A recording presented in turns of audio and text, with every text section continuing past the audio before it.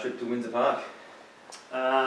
It's our last trip away for the year, so I've never played there, so I couldn't tell you how daunting it is. But obviously, Lonnie have probably more than any side this year stitched us up twice. So we have a little bit to prove there, but really exciting times at the club with Mitch O'Neill back and Baxter Norton back and Will Pepin.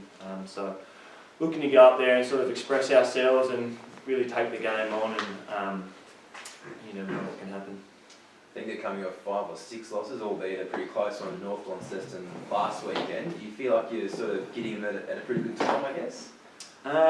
Probably getting them at the time where they're starting to come good again, really. So I mean, they haven't won since they beat us last time.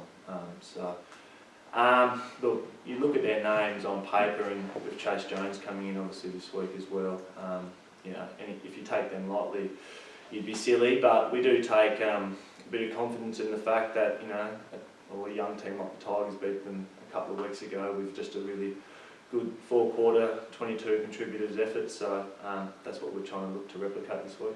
What part have you played in the planning to tackle Launceston?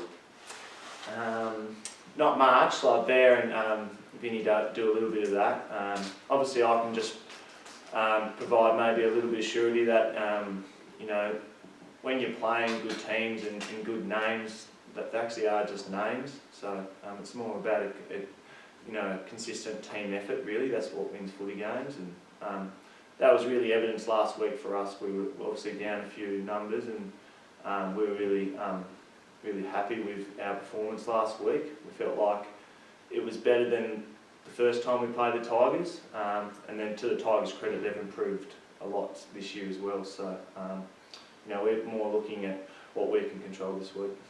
You came from a young North Hobart player, and now you're back as a very experienced person. Yeah. When you look around at the talent that's coming through the club, people who are now in the position that you were in, is there a sense of pride, personal pride for yourself to look at the good job that the club has done in bringing these young players through, especially like Norton and O'Neill?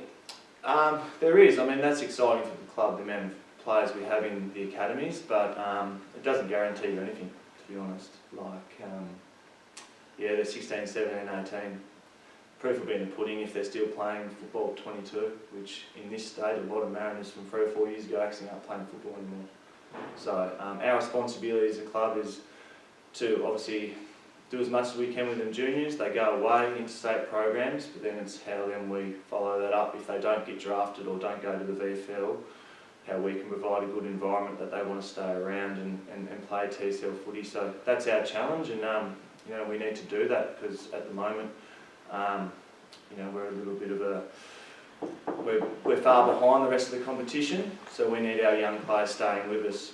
But having good 17 and 18-year-olds does not guarantee you anything at all. What's the number one thing you say or do, or you can do with those kids to write them out and make them stay, like you say? Yeah, obviously, it's friendships and relationships is why you play the game. So it's obviously getting them around each other as much as you can, and then it's providing an environment where they feel they can be the best footballer they can be, and they can see success. So we need to provide that environment, and we're looking to do that in the next couple of years. And once they are finished with state programs, hopefully they come back obviously better footballers, and they help us out, and we can continue them and improve them again. Yep. How do you look to build upon last weekend? Yeah, we get our Mariners boys back this week. It's going to be a good inclusion. So there will probably be one unlucky player tonight. We lost Alex Hill, obviously, with a dislocated elbow. So he'll probably miss 2 to 3 weeks. We've got a bye in there somewhere, so that should only be 2 games max. We heard throughout the week from Reece that it was one of the worst games you guys played, but it was a pretty good win. Yeah, our first half was pretty ordinary. We went. We've been studying opposition pretty hard earlier in the week and putting in things to try and combat that, as well as build around our own game style. And first half we thought we fell completely away with what we wanted to do to shut Clarence down. Probably kept them in the game for a little bit. If they had probably kicked a bit accurate more in the second quarter, it might have been a different story. But I thought the second half we executed our game plan pretty well, and I think the results showed that in the end. How's Thor been moving on track this week? He's ready for another big game? Yeah, no, he's loving footy at the moment. He's he's gone through a bit of an up and down period over the last 6 months. There was a while there he didn't want to play at all, so we just let him do his own thing, and then he come back and goes, I'll be back next week, and then he went away for 3 or 4 weeks, and look, he's back with the boys and his mates, and it's a good environment to be in, and he's loving footy again. How much confidence do you draw from that win last weekend? And does it sort of stay with you over these final weeks, or in terms of building towards the finals?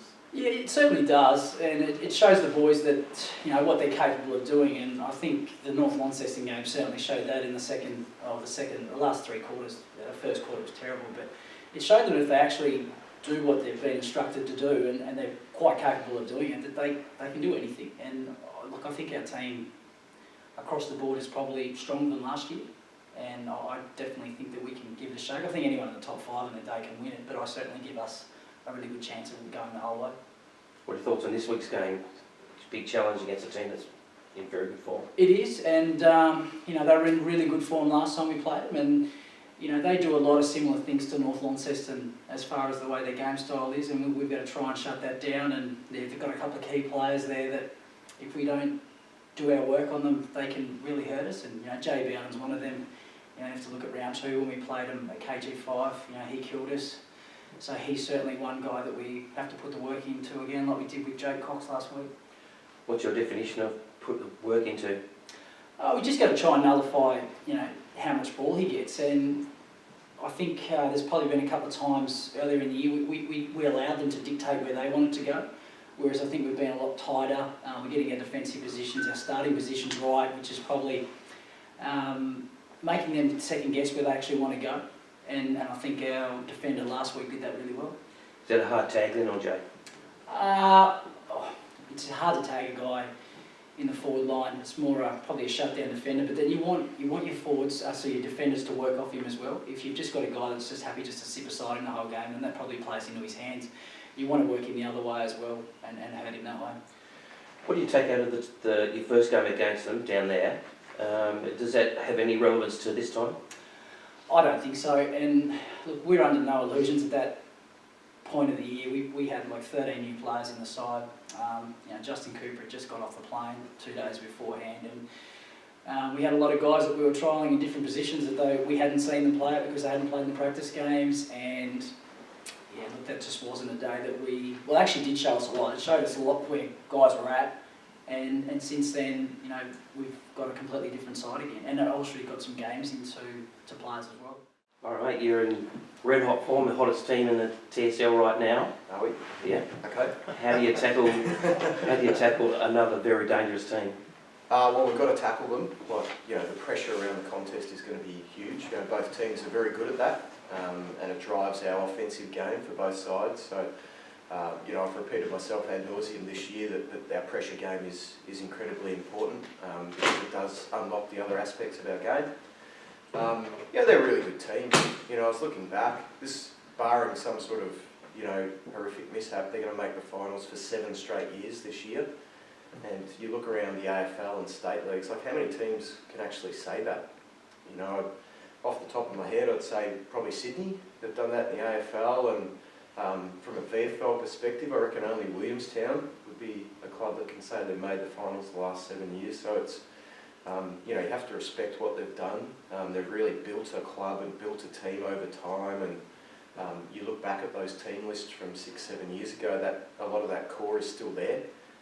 It's really impressive what they've been able to do as a club, and what you say is a smaller club in the competition. They've done a great job building a successful team and building it around, they have their trademarks they talk about with their physicality, but their ball movement is also really good. And they've got a lot of really dangerous players as well. So, yeah, it's going to be great. I'm really looking forward to see how our team goes against them. They got you the first time down there. They got you down there the first time. Yep. Does that stick in your craw, that game, that loss? And is this a chance to right that wrong? No, I don't look at it like that. We were in the middle of a bit of a down patch at that point, and that loss, some of the stuff that happened in that game was really good for us, and similar to the Clarence game 2 before that, where we were able to identify a couple of things from that game which the players have done a great job of rectifying. I think, Glenorchy as a club hasn't won down at Lauderdale a lot in recent years. So we just view it as a great challenge that if we can go down there and get a win, it's a really good statement about how we're tracking as a team. Since that down period, who are the players that have impressed you with the way that they've stepped up and improved and developed since that time? Oh, it's a fairly long list. Like, our football has been pretty good. You know, in the last 4 or 5 weeks, that football's been really good. You know, our backline has been rock solid, and they've been pretty good all year. And I enjoy that because there's a nice mix of youth and experience in that backline.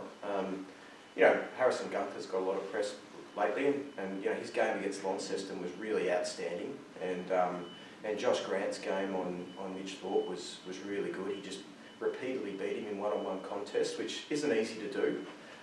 You know, I was chatting to a VFL coach a couple of weeks ago, and he said, look, Mitch Thorpe could still be a really good forward in the VFL if he wanted to be. So it was impressive to see how well Granny went about his game. Yeah, midfield has been good.